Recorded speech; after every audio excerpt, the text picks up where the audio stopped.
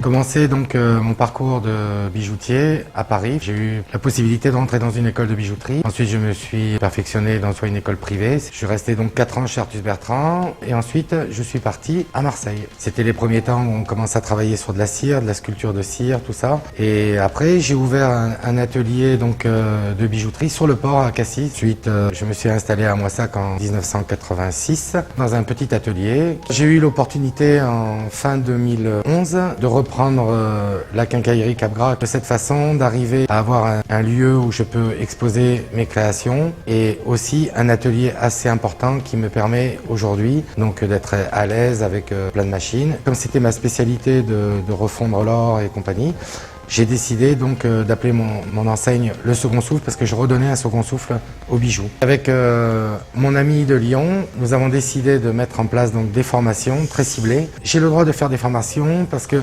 j'ai demandé d'être formateur agréé, donc j'ai un numéro de formateur.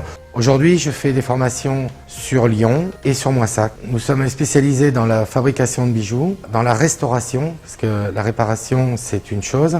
La restauration, c'est aller plus loin dans la remise à niveau d'un bijou qui est soit abîmé. Nous faisons beaucoup de transformation de bijoux, toujours, avec de l'or ancien, des pierres déjà portées. Nous faisons aussi donc de la création très poussée, puisqu'on se sert même d'outils très innovants, avec des logiciels informatiques qui nous permettent de réaliser des bijoux à la cote. Je vais très régulièrement sur Lyon dans les salons internationaux pour voir tout ce qui est nouvelles technologies dans la bijouterie. Ma fille, qui était dès l'âge de 13 ans, était intéressée pour faire la bijouterie. Elle a souhaité faire une formation de bijouterie et donc on a décidé de la prendre en apprentissage sur 2 ans, en alterné avec une école. Je ne me voyais pas faire un métier traditionnel, je voulais que ça soit créatif.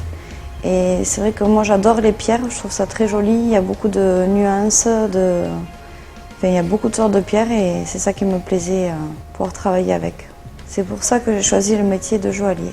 Alors travailler avec mon père, c'est vraiment une chance, je pense. C'est vrai qu'on s'entend très bien, on ne se dispute pas, ça se passe très bien et puis c'est vrai que c'est un gros avantage pour profiter de sa famille en même temps. Donc voilà, moi je suis très contente de ce choix et de ma situation. Elle me seconde, je peux m'absenter sans problème puisqu'elle est capable de recevoir les clients, de faire des devis. J'espère continuer avec mon père un moment, qu'il ne parte pas de suite en retraite. Et après, c'est vrai que j'ai ma cousine qui est dans la joaillerie aussi, donc j'aimerais bien que plus tard peut-être on se regroupe et que ça devienne encore plus familial. Et donc on va continuer la fabrication, la réparation, les transformations de bijoux. Et en même temps, on développe la formation. Et aussi, on va ouvrir quelques jours par an à du loisir créatif. Donc nous, avec tout l'outillage qu'on a, on a la possibilité de proposer donc à ces personnes-là, sur 2 jours, de créer leurs bijoux et de repartir le lendemain avec un bijou terminé, ce qui est assez original et je pense unique en France.